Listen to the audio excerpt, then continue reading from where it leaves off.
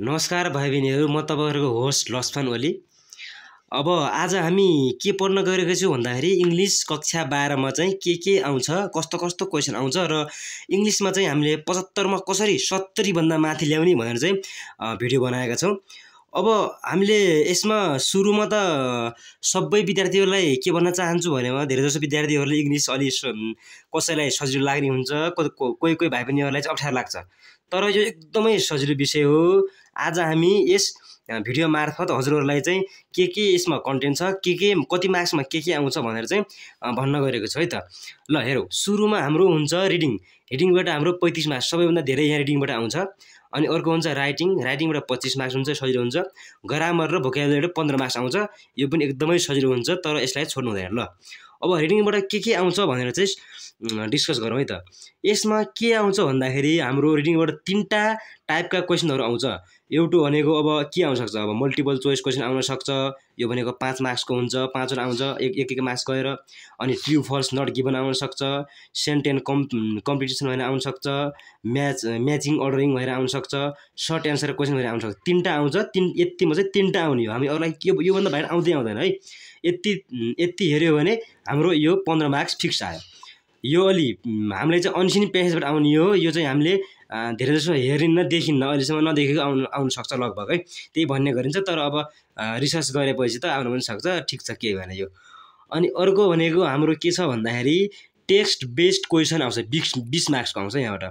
यो भनेको कहाँदेखि आउँछ भन्दा 2टा टाइपको आउँछ। यो हाम्रो किताबमा हामीले जस्तै पढिन्छ नि, पोएमहरू, एस्से, राइटिङहरू। त्यसपछि अर्को हुन्छ हाम्रो अनएक्ट प्ले हुन्छ।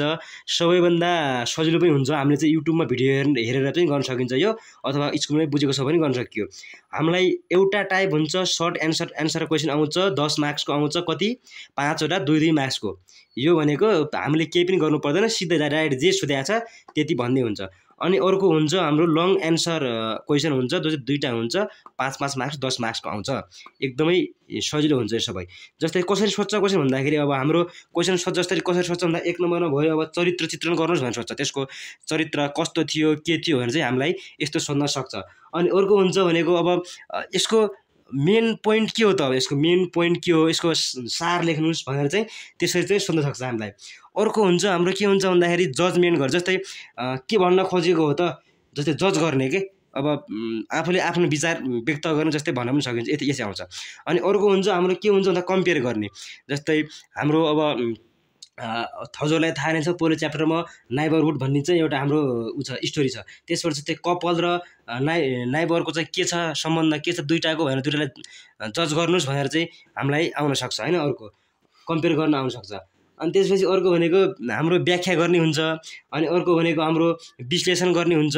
अनि अर्को भनेको हाम्रो टिप्पणी गर्ने हुन्छ। जस्तै अब के छ त्यहाँबाट टिप्पणी गर्नु, त्यस्तो टिप्पणी गर्न सक्नु पर्यो हामीले, हो कि नै।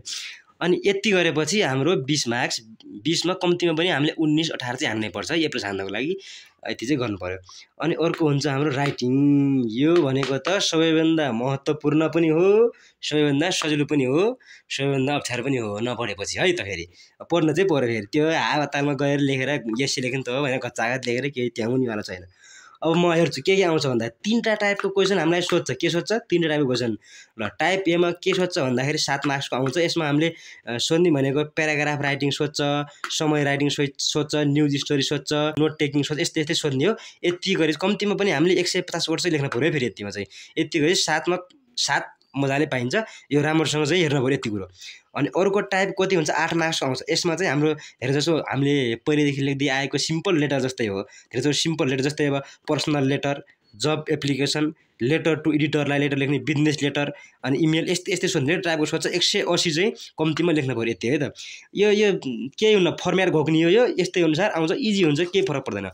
ल अब चाहिँ हाम्रो के छ, टास्क 3 छ।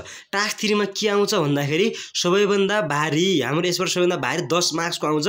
यो चाहिँ हामीले अलि धेरै लेख्नुपर्ने हुन्छ। कति लेख्नुपर्छ भन्दा 300, कम्तीमा पनि 300 वर्ड चाहिँ लेख्नै पर्यो यसको है।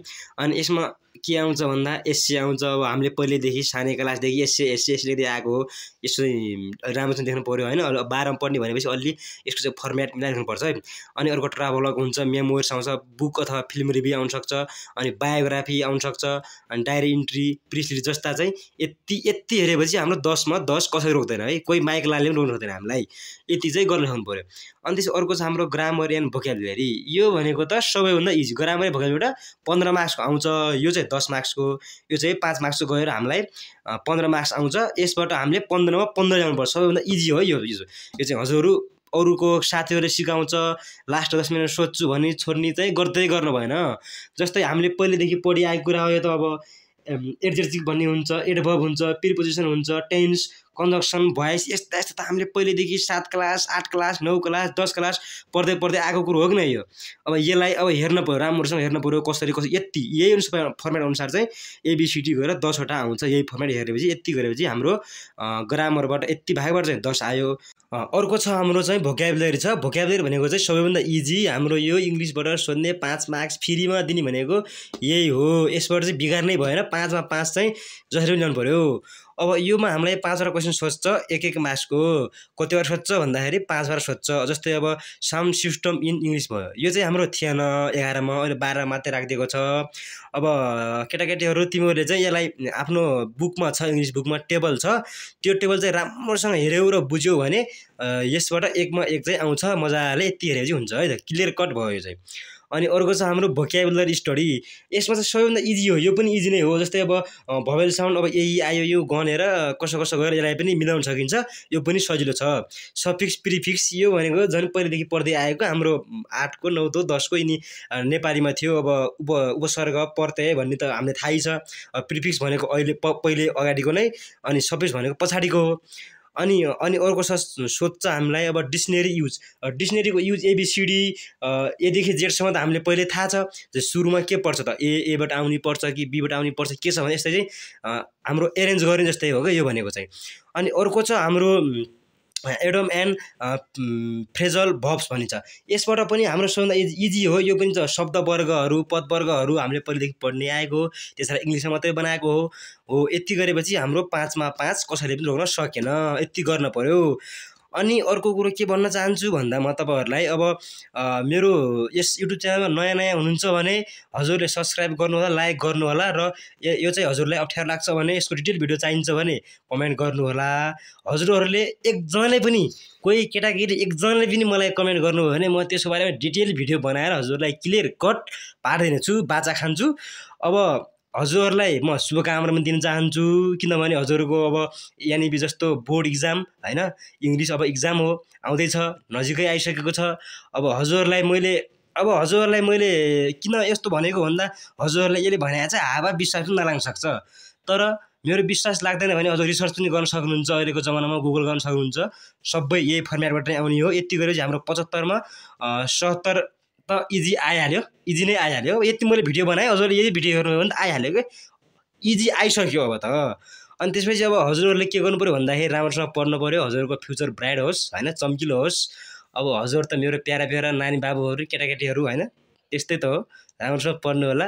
आजलाई चाहिँ यति नै ल।